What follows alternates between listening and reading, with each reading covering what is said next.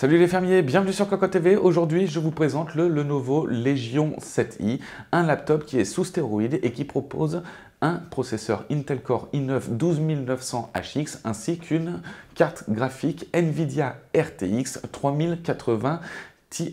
On a aussi 32 Go de DDR5 ainsi qu'un SSD en NVMe de 1 Tera. Et tout ça pour alimenter une dalle en QHD+, au format 16 dixièmes, avec une définition de 2560 par 1600 pixels, une dalle qui est capable de monter jusqu'à 165 Hz avec une prise en charge du Nvidia G-Sync. Pour aller plus loin dans les caractéristiques techniques, le processeur Intel est un processeur 12900HX, je l'ai déjà dit, mais un processeur avec 16 cœurs et 24 threads. 16 cœurs, 8 en performance et 8 en efficient. Le processeur est capable d'avoir un boost jusqu'à 5 GHz pour les cœurs en performance et 3,6 GHz pour les cœurs en efficient. Il propose aussi 30 mégaoctets de mémoire cache. Pour la carte graphique, la RTX 3080 Ti dans sa version mobile, nous avons le droit à 232 Tensor Core ainsi que 7424 CUDA Core. On a aussi 96 ROPS. On a 16 Go de GDDR6 cadencé à 2000 MHz avec un bus à 256 bits.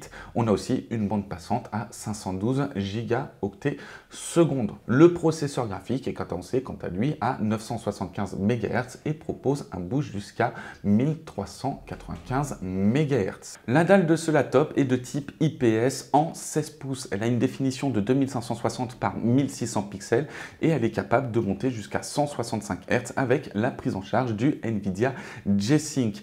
Elle propose une luminance maximale de 500 nits avec une certification HDR 400 et aussi une certification Dolby Vision. La dalle est capable de couvrir 100% de l'espace colorimétrique sRGB.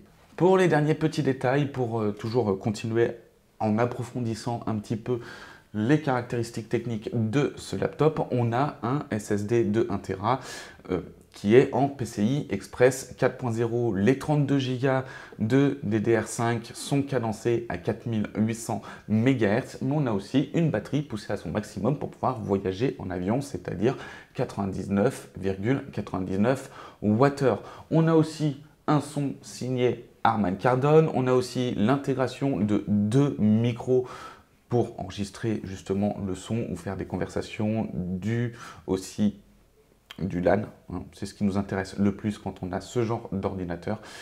On a aussi une webcam en 1080p, enfin bref, on a un panel assez complet, vous le verrez aussi pour la connectique durant la présentation, enfin bref, un PC à 5000 € tout de même, mais on va faire la présentation et vous retrouvez un test écrit avec des tests poussés en jeu, sous Blender, etc. sur cocoteland.com.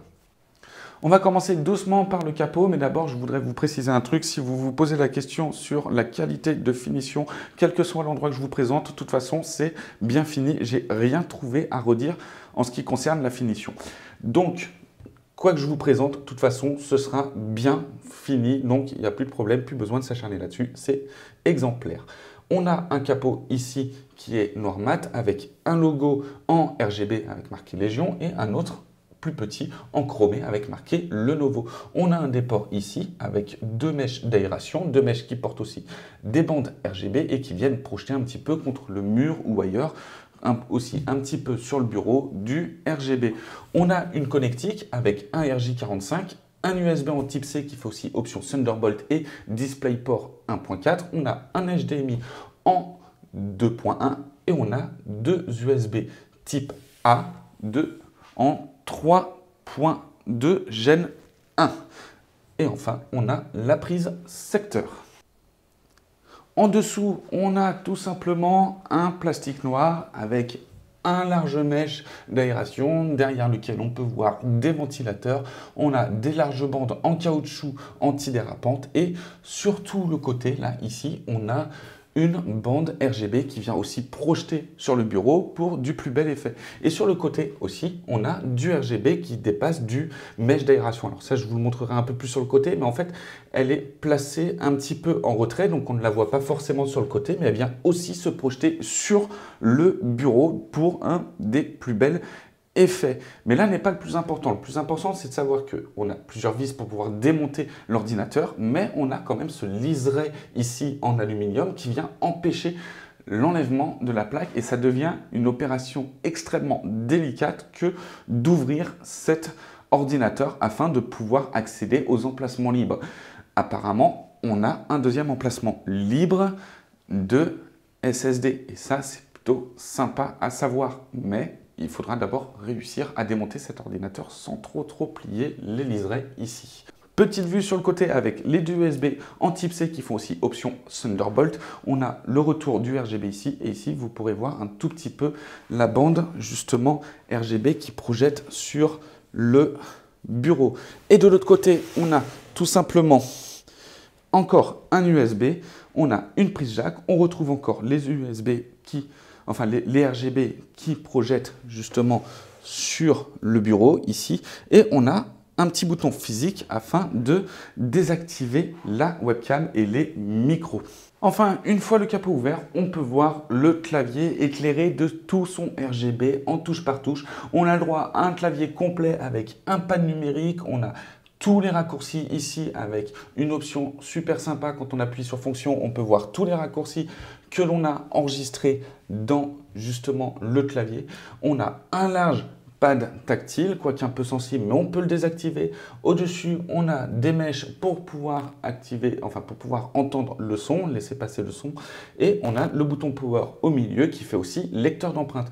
On a une dalle mat avec un cadre dit borderless sur 3 côtés, une large bande ici un peu plus bas, une large de moins de 1 cm, on dira à vue de nez 8 cm avec marqué en tout petit 8 cm, 8 mm, ça fait quand même énorme 8 cm. Bon, bref, en tout petit on a marqué le Légion et ici on a un petit déport avec justement la webcam et les deux micros sur les côtés.